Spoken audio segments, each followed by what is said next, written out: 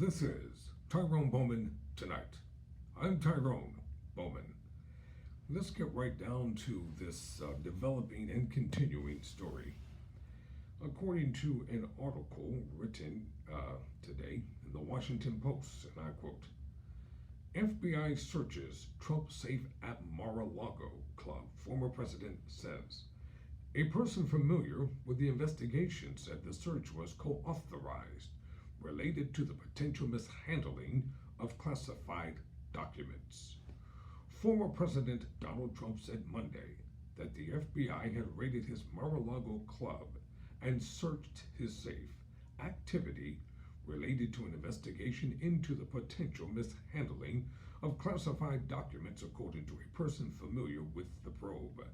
The person who spoke on the condition of anonymity to discuss its details said, agents were conducting a court-authorized search as part of a long-running investigation of whether documents, some of them top secret, were taken to the former president's private golf club and residence instead of sent to the National Archives when Trump left office.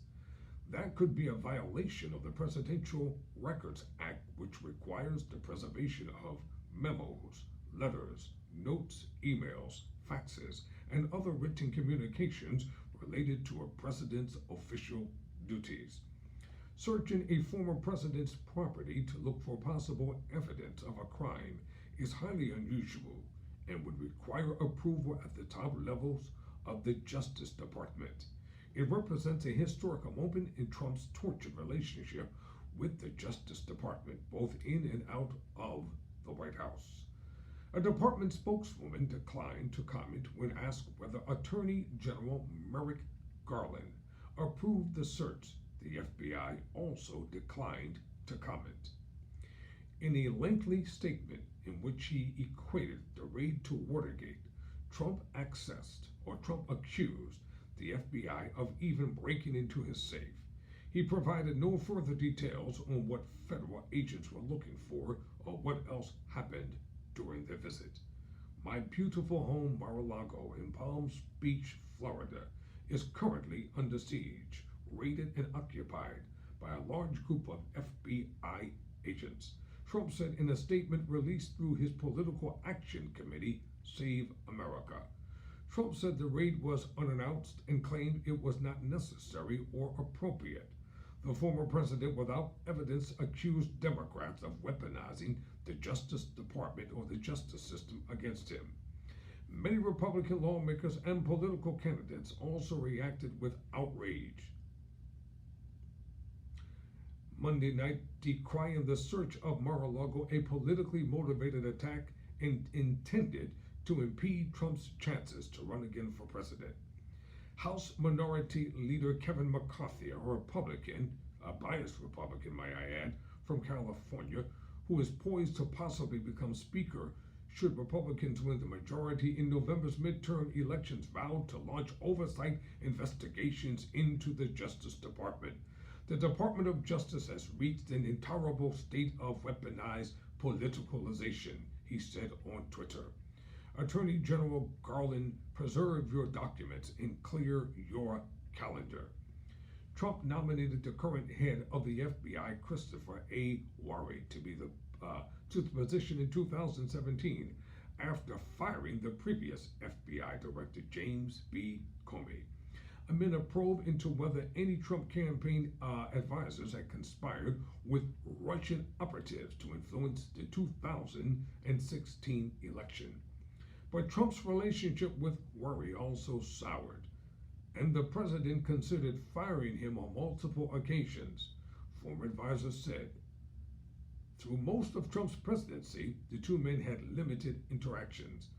Mar-a-Lago is closed in the hot months of Florida's summer, and Trump's advisors said he was not there on Monday when the search involving more than a dozen FBI agents was conducted.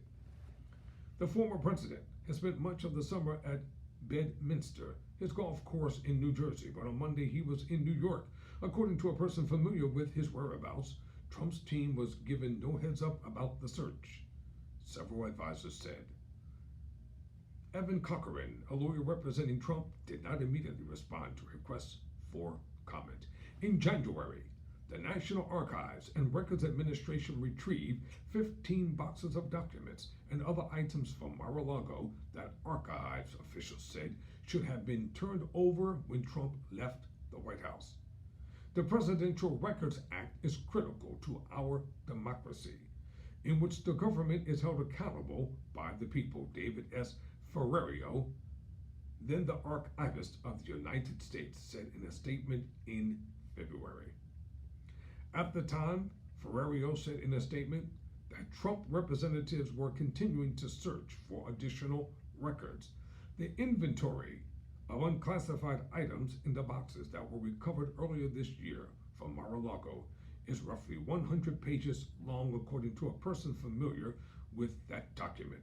Descriptions of items that were improperly taken to Mar-a-Lago include a cocktail napkin, a phone list, charts, slide decks, letters, memos, maps, talking points, a birthday dinner menu, schedules, and more, this person said, speaking on the condition of anonymity.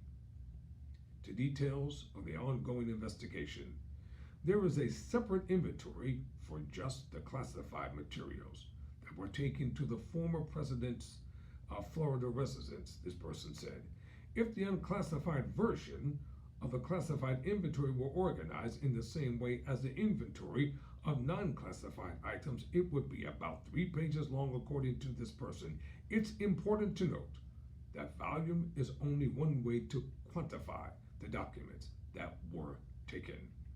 The person added, but just one page or one portion of highly sensitive information being improperly released can cause great national security harm. As for classification level, they range from confidential to top secret to special handling categories, the person said. It was not immediately clear on Monday why FBI agents would conduct a search related to the documents many months after the 15 boxes of material were retrieved. A sitting president is the top classification authority in the government, giving that person far more leeway than most government employees in deciding what is and what and isn't classified. Advisors speaking, once again, my words, on the condition of anonymity to discuss Trump's actions have said that he mishandled the documents for years, largely by ripping them up. They described an ad hoc packing process at the end of his term in which Trump and his family took boxes of material that should have gone to the National Archives. The archives only learned some of the material was missing after it tried to locate items for cataloging. Trump's advisors have denied any bad intent, saying the boxes contained mementos from his presidency. The search of Trump's home is the most aggressive to date by federal agents and prosecutors examining the conduct of the president and his inner circle of advisors. Separate from the investigation into the handling of documents, a federal grand jury in Washington has been gathering information about efforts by Trump's lawyers and advocates to try to use fake electors to block Joe Biden's formally becoming president after the 2020 election. As part of that investigation, authorities have begun examining Trump's actions, seeking to understand at a minimum what instructions he gave to subordinates, according to people familiar with the investigation. Federal investigators are also working up from their criminal investigations of the hundreds of Trump supporters who took part in the January 6th Capitol riot to see who, if anyone, tried to orchestrate violence to stop the formal congressional ceremony confirming Biden's election victory. It was not immediately clear on Monday whether the Justice Department has moved before to search the residence of a former president. In June 1975, Richard M. Nixon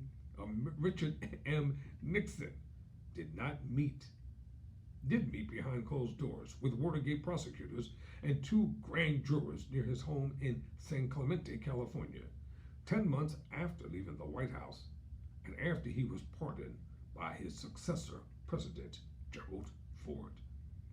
Following lengthy investigations, Nixon spent 11 hours over 2 days providing testimony to a federal grand jury investigating the White House break-in and cover-up.